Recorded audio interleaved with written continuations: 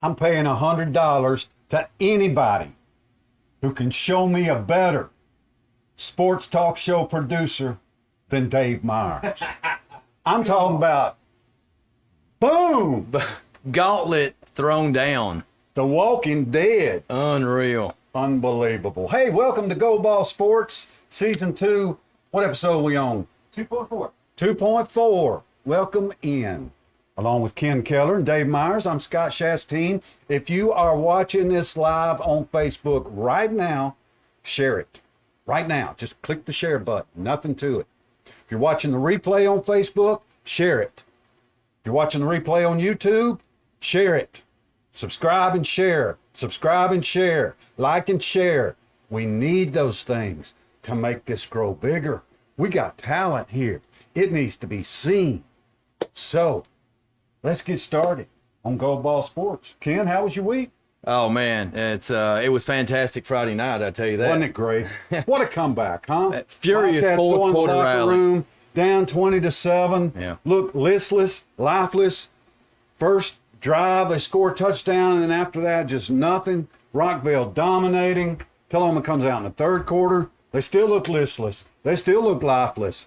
But then all of a sudden, the clock clicked to fourth quarter, and as you saw, the Wildcats came alive. Yeah, just amazing comeback right at the right time. You know, 6 first half possessions. Tullahoma scored a touchdown their first possession of the game. Then we have a fumble, and then we have 3 punts and another fumble to end the half. 13 points off turnovers. Tullahoma trailed 13-7 at the half off 2 fumbles. They come out the third quarter, and this is when they said it was a Walking Dead analogy on air with Light Tube when we called the game Friday night. They came out in the third quarter with 4 straight 3-and-outs. 3 plays punt, 3 plays punt, 3 plays punt, 3 plays punt, 4 times in a row. We get to the fourth quarter before Tullahoma gets their first down of the second half, and then things exploded, Scott. What a comeback. No pulse, left for defeat. Tullahoma gets off the mat and wins it 28-20. What a comeback. What a comeback. It Yeah. was great. There were Amazing. other games almost similar to that Friday night. There was a bunch of really good comebacks, and we'll talk about that. But Hey, we got a video. Mason hitting Kanai in that corner if you want to see it. let's Show see it. Yeah.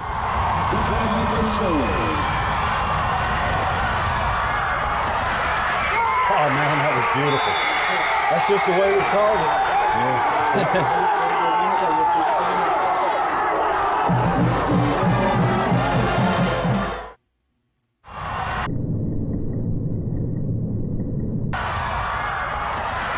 One, two.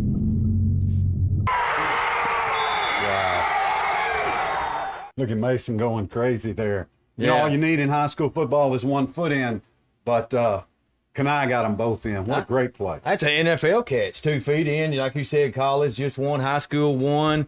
Amazing comeback. Mason Bratcher came alive in that fourth quarter. Well, we're going to talk more about that as the show goes on, but I do have one more. All right, Okay. you got another little surprise. Hey, let's a record fail. A record fail at THS this week. Tell us about it, Dave. What happened? You got old Colby Tucker hitting 445 bench press in the weight room. We got video right 455. 455. 455. Here he goes, going up. All right.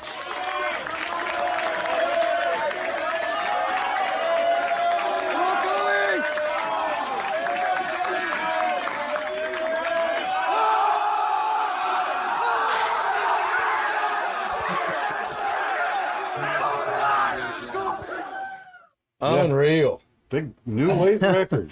Well, the Cats look strong, and I'll tell you what, the most impressive thing about Friday night was that Tullahoma was the better, stronger, fresher team in the fourth quarter. That's against a Rutherford County team. Don't take that lightly. I like it. Yeah, It was a good win. And we knew they was going to face adversity on the road, but that's 2 straight home wins. Now they get to come home and play Franklin County. Well, what you meant is there's 2 straight road wins. Yeah, 2 straight now road they wins. get to come home. That's right. And play Franklin. Road Warriors. Road We're- Warriors. 2 straight 6A road wins. And we'll talk more about that game towards the end of the program. Yeah. Right now, we're going to look at the big board. We'll look at the big board. Let's look at some scores from last week, some things that stood out. Okay, Rockvale had beaten Smyrna 14-9 the previous week. Siegel rolled them 35-14. Watch Siegel. They're an undefeated team in Class 6A. Other games to look for big time. This one right here, the first Region 5-5A game. Lawrence County beat Lincoln County 27-21. Lawrence County leads the early race. Columbia, look at those points. Tredarius Goff, new coach at Columbia, getting that thing turned around.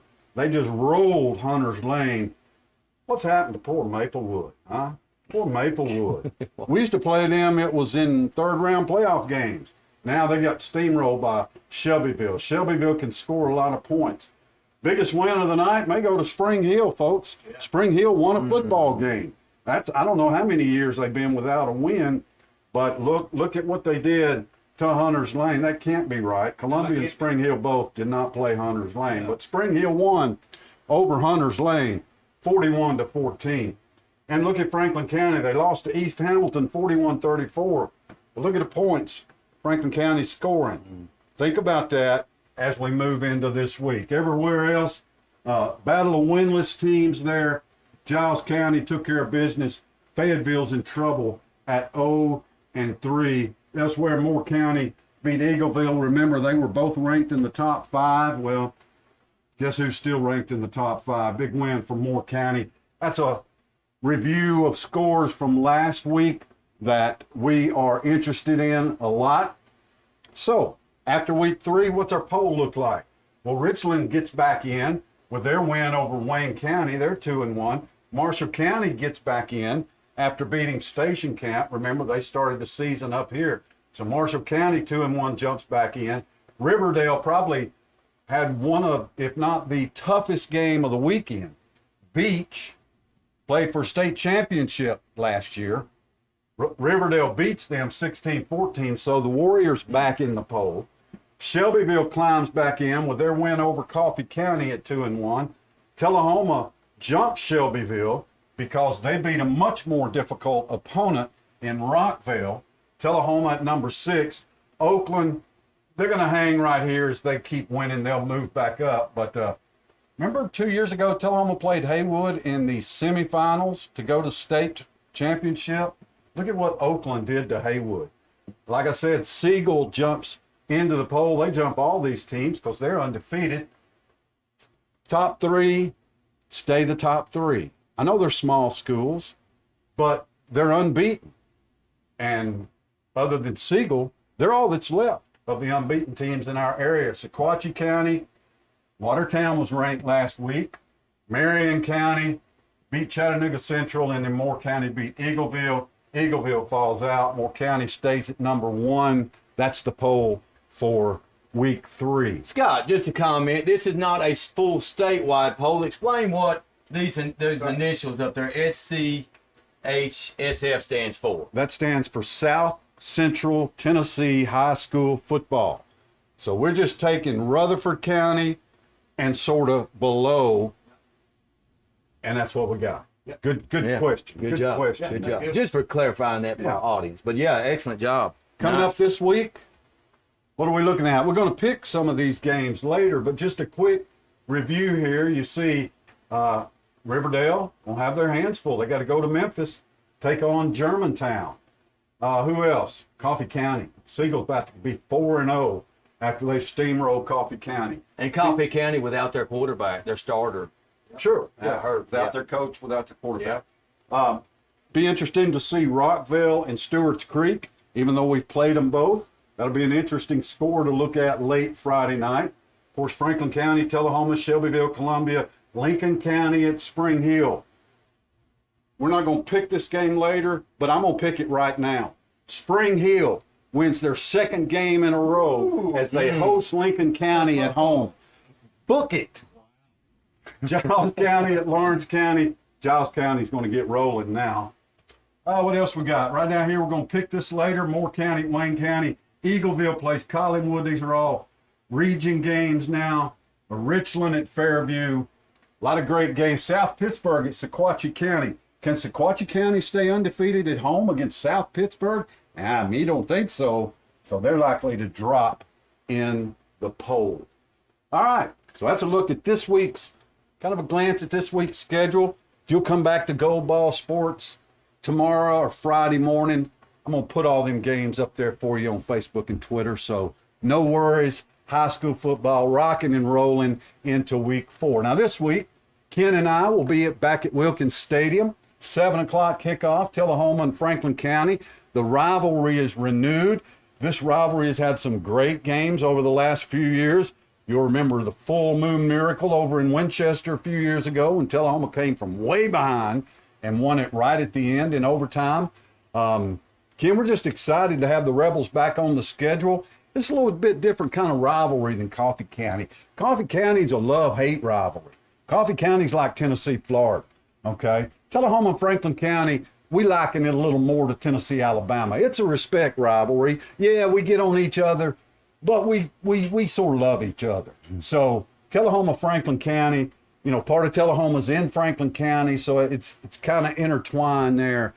There's going to be 5,000 strong at Wilkins Stadium Friday night. Yeah, we're definitely going to see a big crowd, our biggest of the season. And, you know, that you're right, just a classic rivalry. I remembered it from the 70s. My dad we'd come home from school on Friday at 3 o'clock. My dad would make me and my brother, we were probably 10 at the time, take a nap before we could go to the games on Friday nights. I remember I caught 3 footballs over there at a Franklin County game one time, and I had a 4th one hit me right in the hands, but I couldn't catch it because my hands were full. But I remember Terry Van Zant playing, and then at Tullahoma, you know, when Franklin County played Tullahoma, you know, Tyrone Harden, John Bear, some of those classic games. But, man, they were exciting.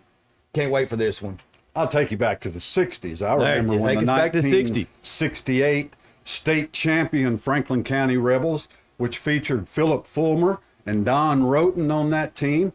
I remember when they came and beat Tullahoma in Wilkins Stadium. That was not a fun loss. But Friday night, 7 o'clock. Now, if you can't be there and you can't watch the game live on LightTube 23 because you don't live in Tullahoma maybe or don't have LightTube, you can go to LightTube YouTube and listen to the audio anywhere in the world on any device, in your car, no matter where you're at work, no matter what. Put your earbuds in, put it on your phone.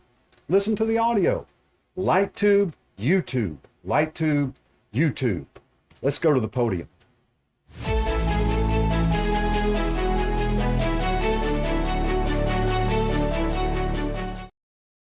All right. All right, let's go to the podium. Mr. Keller, you have got a bronze medal. I do winner. have a bronze. Now, bronze. the podium is a section that we brought back, a segment that we brought back from last year. We didn't really have enough games and qualifiers to do that the first few weeks, but this week we start back on the podium. So sorry to interrupt. Yeah, your bronze medal. Bronze stands for Bama, and it actually stands for Jalen Milroe. You know, Alabama had a fierce quarterback battle in fall camp. All 3 quarterbacks did score a touchdown against MTSU, but the starting quarterback, Jalen Milroe, was superlative. 5 touchdowns total. He did something that no other Alabama quarterback has ever done, and that is throw for 3 touchdown passes and run for 2. So I saw Tua throw 5 against Ole Miss a few years back, but he didn't run for 2. So 3 touchdown passes, 2 running for Jalen Milroe. A great start, 56-7 blitz over the MTSU Blue Raiders. Hopefully that Jalen Milroe can show up against Texas this week instead of the Jalen Milroe that started against Texas A&M last year. That's what I'm hoping for. Bronze medal for me goes for Jalen Milroe. Nice start for the Alabama quarterback. Absolutely. Kind of quieted that chatter, didn't he? For a week, yeah. For a week. That's all it lasts in college football. My bronze medal goes to Tullahoma junior quarterback Mason Bratcher. Mason, in the 4th quarter, was absolutely stellar. He led that Wildcat team to a victory, a comeback victory. I don't know what his stats were, and I don't care. Mason Bratcher, you're the bronze medal winner this week on Go Ball Sports. That's a great one. That's a great one. My silver moving up the podium here. Silver medal goes to Shador Sanders. the son of primetime head coach Deion Sanders, the Colorado Buffaloes. All this guy did was go 38 for 47 passing. He had himself a day at TCU and led the upset win. They were underdogs by 21 points. The quarterback for Colorado, Shedeur Sanders, goes wild. 5 touchdown passes. They were 21-point underdogs. They win 45-42. Sanders gets my silver podium medal tonight on Gold Ball Sports. Yeah, that's what he meant. Yeah, that's a great pick. That's a great Silver pick. medal on the Silver podium. medal for me. You know what?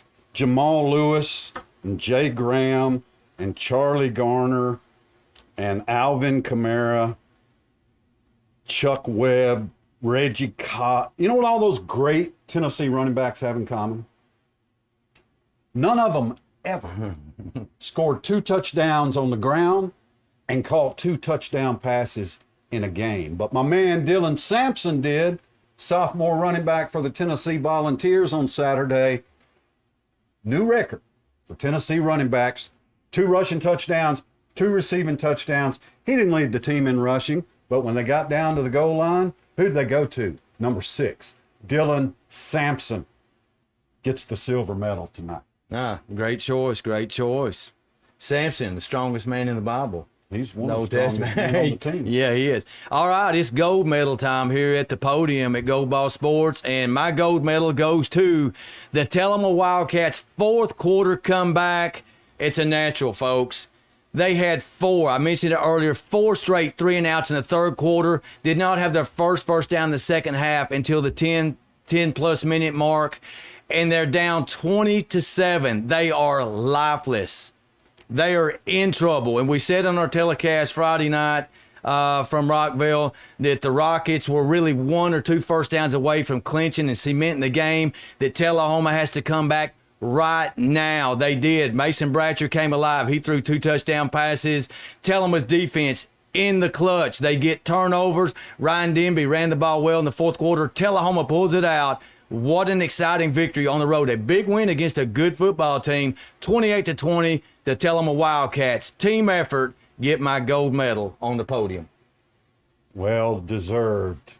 My gold medal goes to the most exciting player in baseball. May not be the best. Otani, is pretty unique.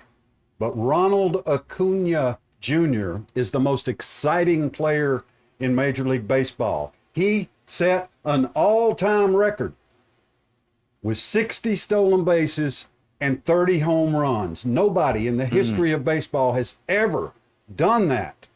Y'all, I'm just waving it. Just wave. Hey, y'all. Nobody's ever done that, ever. And it's just early September. He's got another 6 weeks to play.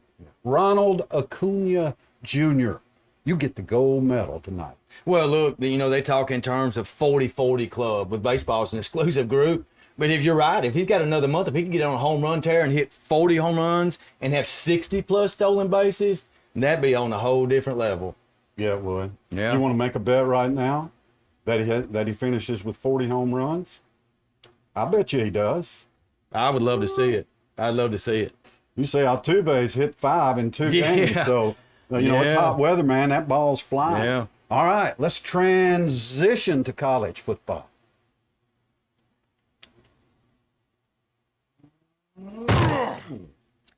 Week 2, Pigskins Pep Talk. I can't wait, folks. Hey, this weekend was all about the Colorado Buffaloes and head coach Deion Sanders. And I've mentioned on this show before, I got an opportunity to see primetime play as a rookie in Atlanta at Fulton County Stadium with those beautiful red helmets the Falcons used to have and them gray breeches. Bring them back, Falcons.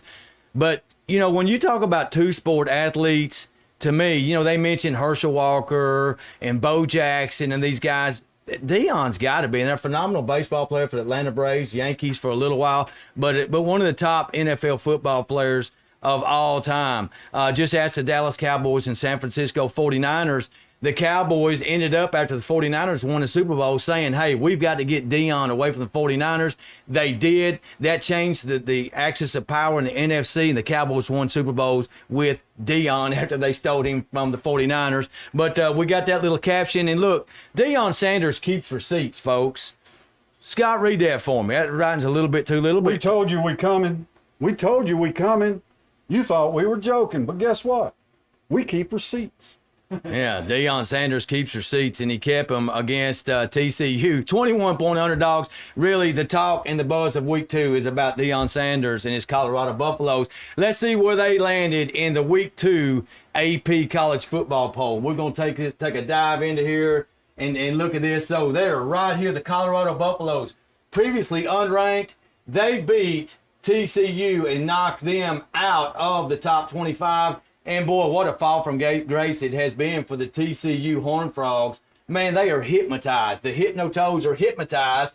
They lose the Big 12 championship to K-State. They get rocked in the national championship by 58 points against the Georgia Bulldogs. And then they lose at home 21-point underdogs in week 2, or favorites in week 2 to the Colorado Buffaloes. They are gone. They've lost 3 straight games. Yeah, 3 straight And they're games. gone. They're gone. This team's lost 3 straight games, and they're still here. That's right. Yeah, they lost 3 straight games. They have, certainly. And so you look at the Clemson Tigers, they fall 9 spots. They fall from 16 down to 25, a big dip by the Clemson Tigers. Take that back. They fell 16 spots because they was number 9. So they took a big, big dip. 16 spots did Clemson fall because they got beat by this team who's now in the top 25, the Duke Blue Devils. Now, Wasn't no fluke. Duke was no fluke. Duke was no fluke. How'd you like them new helmets, Duke, with a little Gothic D on there for Duke? But look, Josh Pate, he's a guy that I admire and I watch. He's got the best college football show on the planet. Late Kick Josh, Late Kick Live. Watch him. He said last night on his show, and this really impressed me, that Duke had 4 or 5 stars on their roster. Clemson, 56. 56 4 and 5 stars, 2 against Duke. Duke wore them out in the second half. Couple critical turnovers inside the red zone by Clemson. How about them Duke Blue Devils? So Clemson, a big faller, big riser here. This is a new team in the top 25. These two stay the same. They're brand in the top 25. Scott, here 20 through 25, I still don't see your Mississippi State Bulldogs, folks. Posters, Mississippi State needs to be in this top 25. I don't see them yet, but they're going to get here pretty soon. This team, the Oklahoma Sooners, joining the SEC next year. They're getting primed up. Not Coach Prime, but primed up for the SEC. 73 points this week. Lots of teams scored lots of points. Ole Miss, 73 points. They were throwing the football with 66 on the board. Lane Kiffin rolled it up on the poor Mercer Bears. He was throwing that ball with 66 points on the board.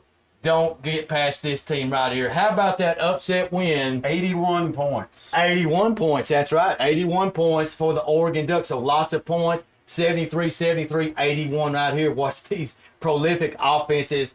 Drake May takes down South Carolina. They are gone. Yeah, ACC trend here. Duke new into the top 25. This team moves up 4 spots. This team moves up 4 spots. Florida State and North Carolina both move up. The highest movers up 4 spots. Don't you think that the ACC is transitioning from the all cupcake conference right now and getting better? Because this team's going down. These teams are coming up. Yeah, and they've only got these 2. So we'll see what happens. Well, they're going to have about 20 teams next year. Yeah, they are. So look, Clemson's they're on the ledge. They can't lose another game. No team with 2 losses has got in. So there's still a shot for this team. At the end of the month, they play Florida State. So Clemson can get right back in it, but Dabo can have no blemishes left on his record. Big win. North Carolina had 8 sacks against South Carolina. South Carolina's offensive line, abysmal. Big hit for the... I loved every minute. Yeah, and you know, these 2 wins, these 2 teams here, over SEC teams. So let's jump up right here. The biggest, one of the most impressive teams I saw, 1 or 2, was this one right here. They move up from number 8 to number 4, does Florida State. I have not seen an LSU team physically manhandled and whipped, just physically in the second half, dominated by the Florida State Seminoles. They outscore In LSU. the second half. Yeah, in the Not second coming half. out with this Yeah. burst of energy from the crowd and No, all that. no. They control, just absolutely. They were down by 3. Yeah. They controlled the second half. Yeah, they outscore LSU 31-7 in the second half. So let's go to LSU here. Big drop for the Bayou Bengals. They were at number 5. They dropped 9 spots. So here they are, way down here is the Bayou Bengals. So they take a big hit. More on them later during the participation trophy. I've got some words for their head coach. So we're going to come back to the LSU Fighting Tigers, and same deal. They play Texas A&M and they play Alabama. So no other errors, no other chances for errors. They virtually got to run the table now with a loss. And I hate penalizing a team that plays a powerful team the first week of the season. You know, I really hate for that to happen, but I don't consider Duke a powerful team. So I'm going to give a little bit more grace and mercy to LSU by losing to Florida State than Clemson losing to Duke. And that's why they're here at 25 and maybe should be out. So looking through here, you're right. Pac-12, 13-0. 13-0 with the Pac-12 was their record this week. Best record of any teams. This team was slighted. I know it was an unimpressive win against Rice, but they just stood pat. They did not move. 11-11. 11 in the preseason poll, 11 this week. These two teams, Notre Dame and Tennessee, watch out. They both move up 3 spots. Big jumpers. Notre Dame from 13, Tennessee from 12. They get a big leap. Okay, those move up teams 3 spots. These two remain the same. South USC and Penn State. Now we have a change here in the top 5. Of course, from 8 to 4 goes Florida State. Ohio State drops from 3 to 5, and then an unimpressive offensive output, 23-3 over the Indiana Hoosiers. We expect more out of Ohio State at home than 23 points. They drop from 3 to 5. Alabama moves up 1, and Florida State's here. These two remain the same. So this week, they played UT Martin last week, did the Georgia Bulldogs. Their non-conference schedule pathetic. Kirby Smart, I'm calling you out right now. You play Ball State, the Cardinals this week. Most people don't even know their nickname. That's terrible. While Alabama plays Texas this week in what is going to be Nick Saban's biggest non-conference game that he's played at home in his tenure with Alabama since 2007. He's played some non-conference games that have been in neutral sites. Michigan, Clemson, Florida State played all those teams. This one's at home, definitely the biggest one that he's played at home, because normally those big games are neutral sites. So we'll make our prediction on Alabama and Texas here when we get into our pick segment. But all in all, you're right. The ACC, okay, making a move with these two teams, both up 4. SEC standing pat. Tennessee up, LSU down. So if you look at the SEC, it's still top 3 teams. Georgia and Alabama, Tennessee. So we have a separation here between Tennessee and now LSU losing. But watch out for this team here, Texas A&M. I projected them to win the West and be the sleeper team of the year in college football. This team and this team, watch out for. I'm just saying. That's it. All right. What's next, boss man? I want to tell you about some NFL. Talk about some NFL, brother.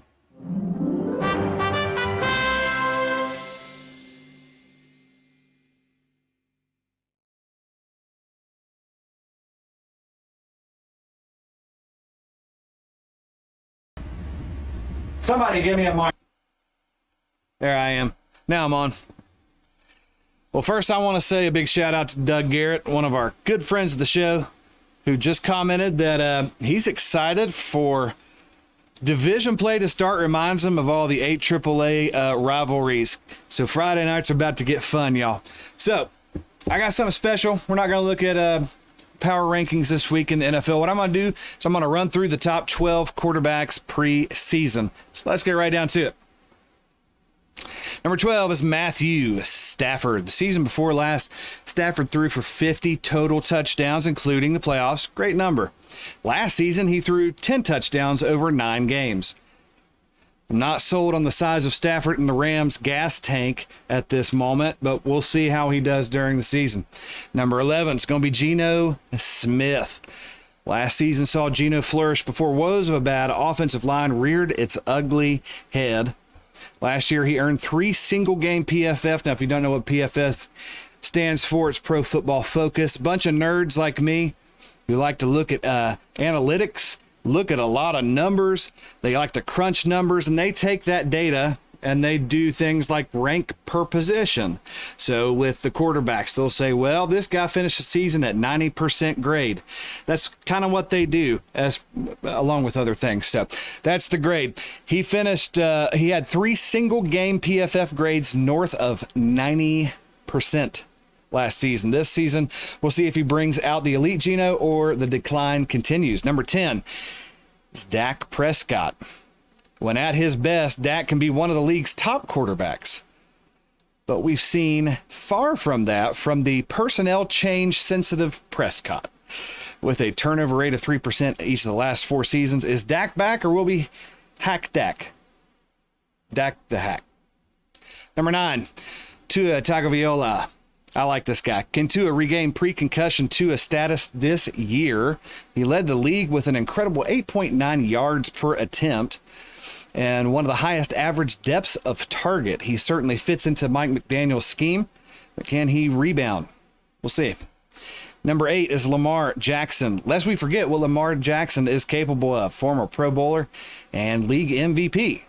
However, he's changing offensive schemes for the first time in his career to a Todd Monken plan.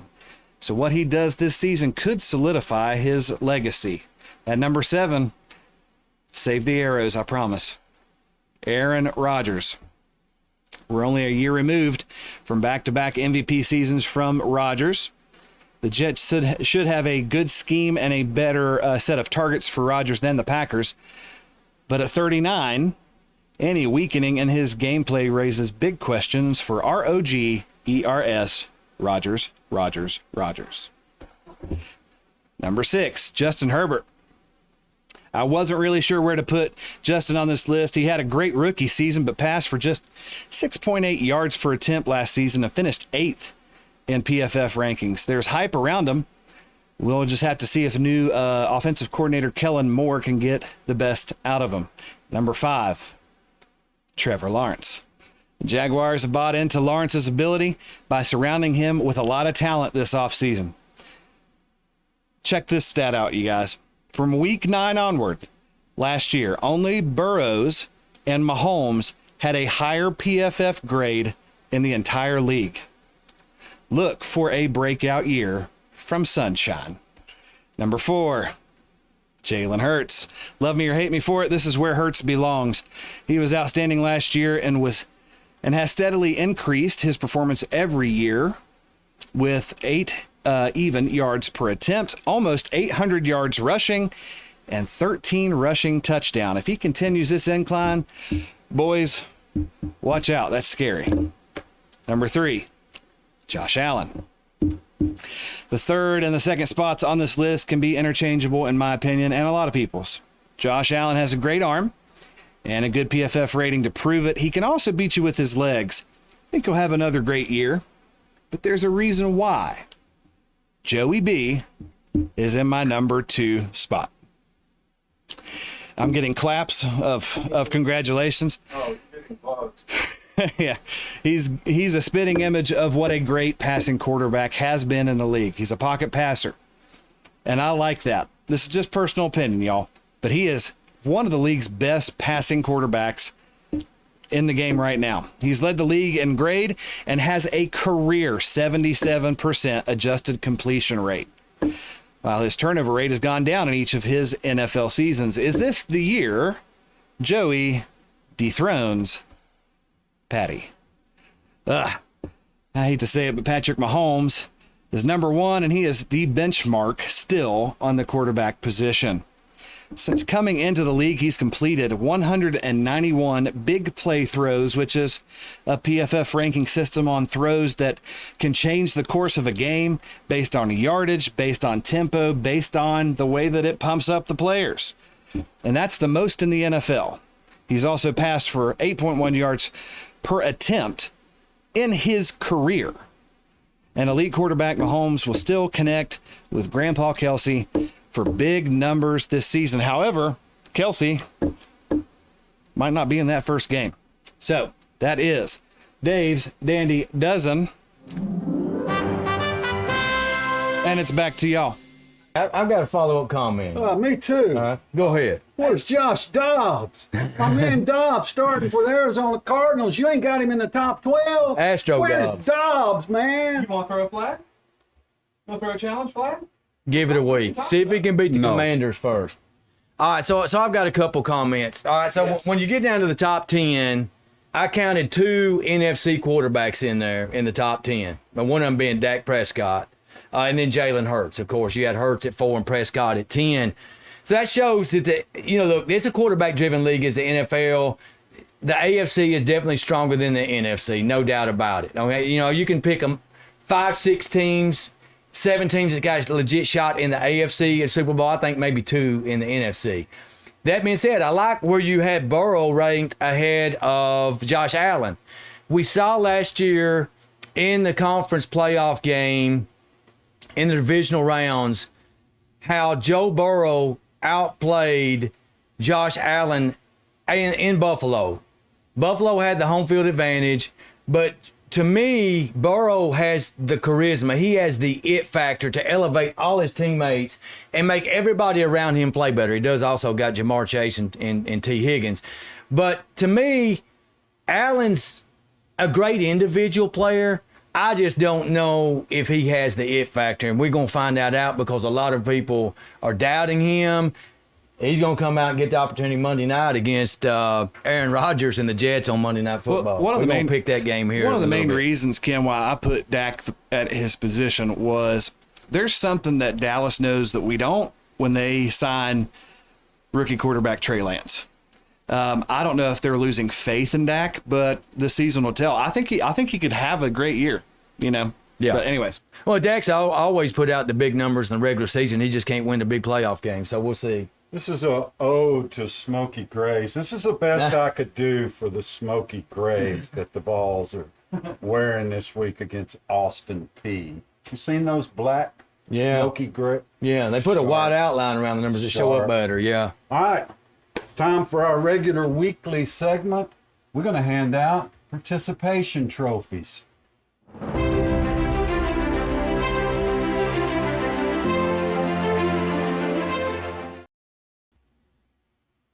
All right, let's play a video for mine. Okay. Oh, that guy. Number 7, 15-yard penalty added to the end of the run.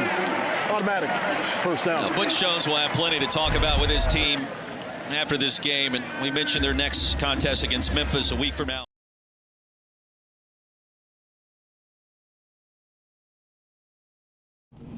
There's a lot of players on our team that care, and that's the first part. When we got here, we didn't have very many.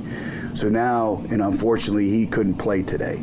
But again, it still gets back to pride in performance, pride in your preparation with everything you do. And like I said, if you get beat because he's better than you, I can live with that. It's the untimely penalties. It's the lack of effort. It's the casualness at times. It's all those things that bother me. And so, I expect this team will bounce back. Like I said, it's what do we take from this experience and gain from it like that Central Michigan team did. We can gain something from this, and we can become closer. We got to be more accountable to each other in the way we practice. On game day, the communication. I mean, there's a number of times we start the game and we call 2 blitzes and our money linebacker doesn't blitz. Then we misaligned on the first play of the game and they're on unbalance. And when you don't even align or do your assignments that you've been practicing over and over and over, there's a little bit of accountability on them as well. Oh my God. That sounds a lot like a feller that was in Knoxville a few years ago. He basically made the same speech. I'm just surprised that he didn't mention, that his guys need to take more mental reps or that they have 5-star hearts or some bull crap like that. Butch Jones, you earned it. You're not going to get any better. You're going to go 1-10 this year. Miserable year. You're going to get fired after this year. Enjoy your time at Arkansas State this year. It's going to be your last. Brick by brick. Brick by brick. He needs to go put that crimson shirt with an A back on it and go shine Nick's shoes. You know, did he not learn anything from the greatest? How can you work for the greatest college football coach of all time for what, 2-3 years? Well, look, how long? 2 or 3 years? Yeah, at least 3 years. How can you work that long for Nick Saban? And I don't think he's learned anything. You know, and he's griping about the players. I mean, he threw the middle linebacker under the bus. But look, dude, take a page, Butch Jones, from Dion's script. Cut those guys and go to the transfer portal. Look at pay dividends for the Buffaloes. You're such a great coach and great recruiter. Go get some players who give you effort. Butch. It probably won't be the last participation trophy for Butch this year. Fair warning. Kenneth? All right.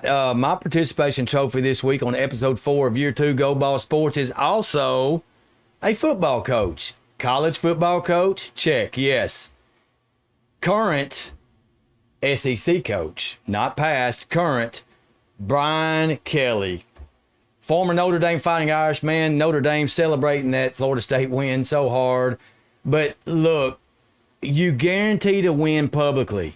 You don't do that. I got a video here that Dave's going to show in a minute just to remind you who you hired. We knew who you hired. Tiger fans, and I know you're crying after that game Sunday night, but look, you got whipped. You weren't ready to play, and Coach said, we weren't the team that I thought we were. Well, you know what? The fans are saying, you're not the coach that we thought you were. So, here's a reminder, our yearly reminder of who the Bayou Bengals hired as their head coach. This is what you got, and you got what you deserve. Dave, show the video. I say right foot creep, walking with that heater. Look around, stay low, make sure they don't see you. Catch some bad, walk down, face them with that heater. The devil under your feet, you're on your way to see him. Stretch me when I can't sleep, bang out when I see you. Play with me, you can't sleep. We gun into the C-shoe. You won't have no case rearrange your shit soon as they face you. You won't have no space, we in your section too, we spray. I hated to do that to you, LSU fans, but hey, your coach deserved it. Hey, we're consistent, okay? Yeah. We've been Brian Kelly haters since the show started. He just proves it more and more. I think LSU's in trouble as a program with him at the helm. I really do. All right, are we ready to pick some games now? Let's All do right, it. I think we got a new name for this.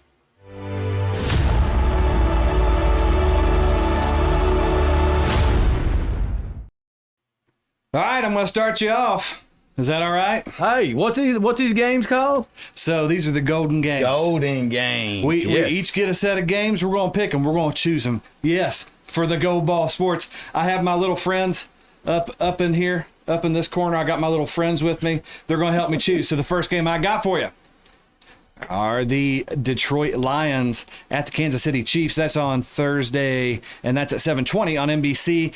I'm going to go ahead and pick the Chiefs in this one. What do y'all think? I think it's tomorrow.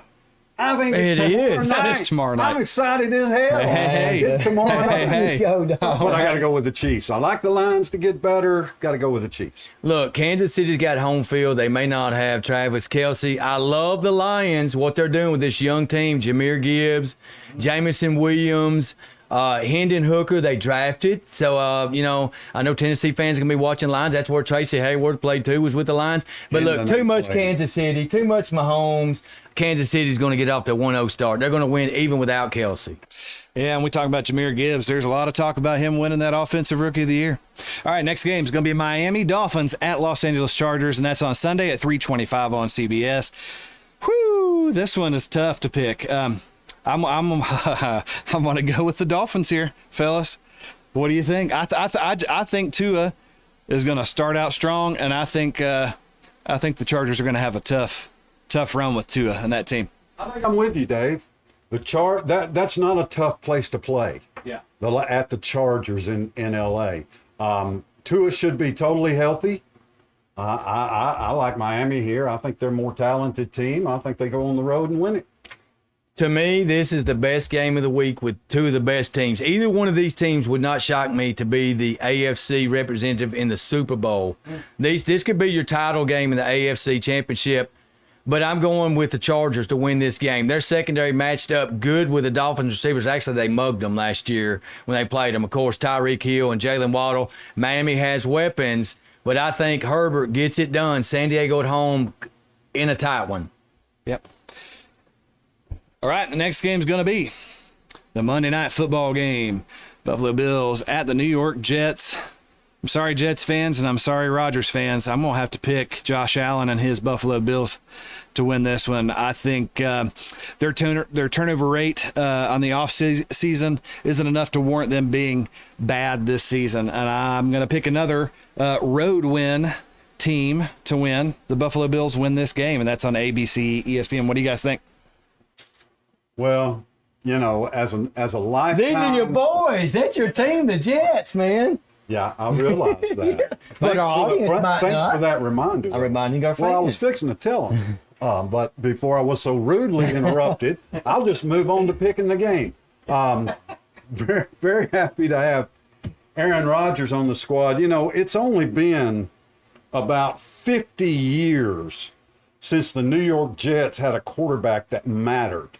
Literally 50 years. So, and he's not all that they have. Dalvin Cook, better receivers, a hell of a defense. I'm going to choose my Jets to open the season Monday night on ABC, ESPN. You people with Spectrum, you can't watch it. The Jets. I like that pick. And you mentioned I like it because of the Jets defense, not because of Aaron Rodgers. Rodgers is capable, but the Jets defense, Quentin Williams, C.J. Mosley at middle linebacker, Williams on that defensive line, they're gonna put Mosley spying on Josh Allen. I think the Jets are going to pull it out. They're going to be excited, kind of like Colorado was this week. They're going to be the more excited team to play, and they're at home, and I think they're going to start out with a win here. In an upset. Jets have got a short, small window. 2 years, maybe. Just like the Broncos had with Peyton. Yep. Same situation. All right, y'all. So I have one extra game, and that's going to be the Tennessee Titans at the New Orleans Saints. I'm going to go quick on this, and that's Sunday at noon at CBS. This is the game that we'll probably get because the rest of them will be blacked out. I'm sorry. This is not favoritism. I do genuinely think that the Titans are going to pull this out. Their defense this year, fellas, watch out for this defense. It's going to be top 5, if not top 3 defenses in the league. They have bolstered their defense from last year, and they had a top 5 defense last year. I think these Titans are going to go into New Orleans and wreak havoc on that Superdome. Well, we've got my favorite AFC team and my favorite NFC team matched up here. You know, I watched New Orleans in a preseason game. I was not impressed. I mean, I love Alontae Taylor. New Orleans has more Tennessee players than any team in the NFL. That's why they are my NFC favorite team this year. But with that said, I do like the Titans to go into the Dome and beat the Saints on Sunday. Well, that makes it a clean sweep, the hat trick, as we used last week, and we still need to find out where the term hat trick came from. I like the Titans to win this game for one reason, number 22, Derrick Henry. I think that the Saints defense is going to have a hard time tackling him. He's the go-to man, and if the Titans win, it's because of him. And, shout out to Alontae Taylor. You know, hopefully we can have him on the show. Wearing number soon. 1 this year. Wearing number 27, yep. number 1. Number change. Former Tullahoma Little Leaguer for the Tampa Bay Rays. So, we wish Alontae luck this year, and it's going to be a good game. Hey, the Saints are favored by 3 points, but we all picked the Titans. You know, there's an ESPN specialist that says the Titans will lose 12 games because they're getting too old. Stand in front of Derrick Henry when he has the ball. Tell me how old he is. Derrick Henry will not look like the Derrick Henry this year. Mark it down. He is getting old for a running back. He's got a lot of mileage on him. You saw it last year. You're going to see it more this year. But I like their rookie. What's his name? Tajay Sharp. Yeah, I like that rookie running back. He's quick. He's a dog. Ken, you want to get some games going? Yeah, let's roll All right, with buddy. the college. We're on the college scene right here, and this is a top 25 matchup. Love this matchup. Lane Kiffin goes to Tulane to play the Green Wave. So you got the Land Sharks and the Green Wave going here. Ole Miss at Tulane. Ole Miss favored by only 4 points in this game. But I'm going to pick the SEC team. Look, Tulane knocked off USC. Very impressive last year in a bowl game. They're in the top 25. This could be an upset for the Green Wave. But I'm going to go with Ole Miss this week, and they get by Tulane. Look, these smaller non-Power 5 schools like Tulane, East Carolina, Coastal Carolina, Houston, probably all going to be in conferences in a year or two, but these smaller schools like Tulane, they get ranked based off last year. I don't have confidence the Green Wave are going to do anything remotely like they did last year. I think they won 11, 12 games or something. I think they'll fall out of top 25 after a couple weeks. Ole Miss wins this one. I like 2 touchdowns. All right. Go to the next. All right, next game we have here is Texas A&M at Miami. Miami not in the top 25, but certainly they'll jump in the top 25 if they win this game. They beat A&M last time they played. Is Bobby Petrino for real? Is Texas A&M the team of destiny, as I think they are this year, returning 19 starters on their roster? I've got A&M going into Miami to beat the Hurricanes here. Bobby Petrino is not for real. It's like the lady on the plane, right? That thing's not real. Bobby Petrino's a joke, but he can call plays, and he's calling the plays now for Texas A&M. And to me, as a Texas A&M hater who has dogged them ever since this show started because they're always overranked, they always are over-recruited, and they always underperform. I'm going to say this year, especially with them ranked 23rd in the country, Texas A&M is a team to watch. I've seen experts who are picking them to win the West. Watch A&M. Are they due to finally do it? If they can't do it now, with Bobby Petrino calling plays, they're never going to do it. Texas A&M will beat the crap out of Miami. All right. Oh, and of course, this is the biggie right here. Texas at Alabama. Biggest regular season game to me of the year. I don't care if it's a second game or not. I mean, major playoff implications. I picked Texas to make my 4-team final playoff along with Georgia, Michigan, and USC. And one reason why is because I had this game circled as a win for Texas. So Alabama's favored by 7 points. I'm just not sure that Jalen Milroe is ready for this big stage. MTSU is not Texas. Texas run defense, front seven, matches up with Alabama's big offensive line and their power running game. Both teams consider that a strength, so something's got to give there. Alabama's secondary's improved, but it got a little banged up against MTSU. 2 guys questionable this week, including Malachi Moore and the safety Key for Alabama. I've got Texas. Alabama's my team. Go Ball Sports. We're going to be there. We're going to give you a full rundown of this game, get some good photos and videos for next Wednesday night. We're gonna review this game, but I've got Texas. And I'm going to call the score.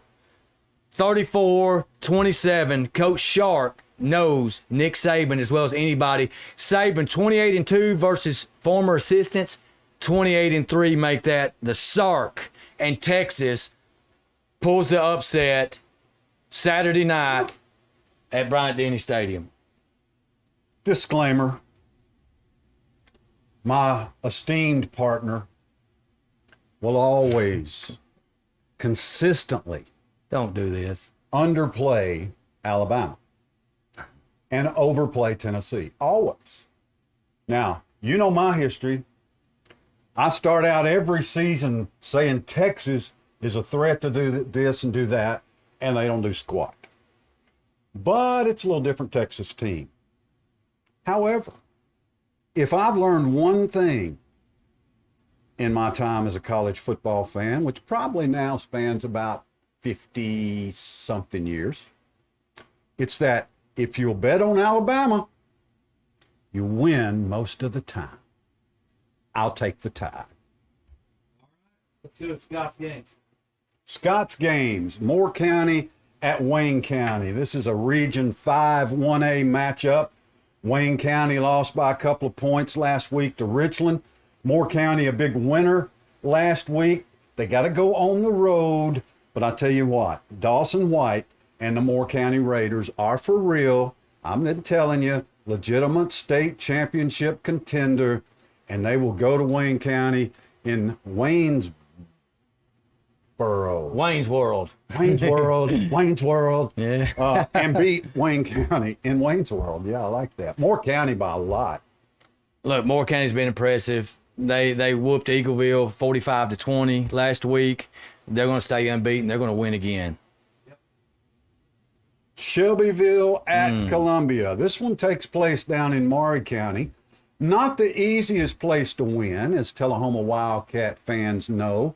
That stadium has some unique qualities to it, especially the way the players enter the field from underground. Very unique entrance there. Down in Columbia, you know, the lines have gotten significantly better it looks like every week. Shelbyville, I don't know if they've gotten better.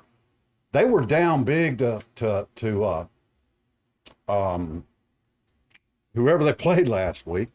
East Hamilton. They were down. No, that was Franklin County. Anyway, Shelbyville, Columbia. A lot of people think, along with Tullahoma, these are the top three teams in Region 5, 5A. I agree right now. They are the top three. They both score points, but doggone it, Shelbyville hasn't stopped anybody. So I've got to go with the home team, the Columbia Lions, Friday night to beat Shelbyville. Well, these are two high-flying offenses. Defense is not there. The first team to 40 wins, and I got to go with Shelbyville to get to 41st. Shelbyville by one touchdown over Columbia on the road. All right, and our final game to pick, Franklin County at Tullahoma. Friday night, Wilkins Stadium, 7 o'clock. Me and Ken on Light Tube. The Rebels are the team that came from way behind to tie East Hamilton up last week, and then East Hamilton got a late touchdown to win the game. So if Franklin County discovered, because they hadn't scored squat in the first two games, end of the game, second half, offense suddenly gets in rhythm, scores a bunch of points. Sound familiar? Franklin County and Tullahoma, not that much difference. Tullahoma hadn't scored 35 points this year, but Franklin County has. So I think this game is closer than people expect. Everybody thinks, oh, Franklin County's terrible. Tullahoma's going to roll over them. I don't think that's true. I do take the Wildcats, but I don't take them by more than 10 points because Tullahoma's offense hadn't showed me that yet. Maybe this week. Yeah, I think Coach Hayworth will have his team ready. It's going to be a hard-hitting football game. Tullahoma's defense has really been playing good. Had a lot of big stops against Rockvale to give the offense a chance, and they turned the ball, got 3 turnovers to help the offense win the game and do what they did. I think Bratcher found some momentum in the fourth quarter. Tullahoma's at home. They have not won at home. They're 0-1. They're going to square their home record, and they're going to win this one and win their third straight. Tullahoma over the Wildcats over the Rebels. Watch again as special teams from Tullahoma absolutely dominate Franklin County this weekend. All right, 2-minute warning time. All right, I'll start us off, but I'm going to give you a video that's going to take up most of my time. It's a father taking his son to a Houston Astros game. He reached over and interfered with a ball that was in play. His interview is quite possibly my favorite thing on earth right now. Take a listen. So tell us about that play and how it developed. So pretty much, I'm out here with my son. This is our first ever game. We just moved here to Houston literally in January, and I just wanted to make the moment special for him. As a father, I feel like it's my job to make sure that I give him the best moments. I apologize to the Astro organization. I didn't know it. Y'all gotta understand, when it's dropping down, it looked like it's coming directly to you. So I reached, and my body went for what I know. But we did have a wonderful moment. Okay, so you reach out, and what was the reaction that you heard right after the play was over? The reaction was shock, disgust, happiness, sweat, a little bit of lust, baby. You feel me? I was in there feeling kind of hurt, but my fingers still shaking a little bit. The ball way heavier with the gravity. I'm not gonna lie to you.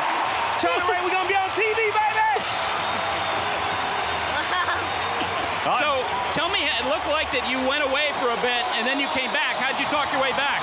So, truthfully, Houston loves me and I love Houston, and they cannot stop me from supporting the Astros. So what happened was I almost had to give them bop, bop, bop, bop real quick on them, but they wasn't listening, so I showed some love, and they let me come back. They really were just trying to make sure that I wasn't hurt and that making sure that we didn't go off the rails. So salute to the whole organization, great staff. They made sure that I was healthy and I was enjoying the game. They wasn't even making it serious. So the Asteroids organization, he didn't have to go bop, bop, bop, bop. So congrats to that guy and the Asteroids, and hope they have a good season.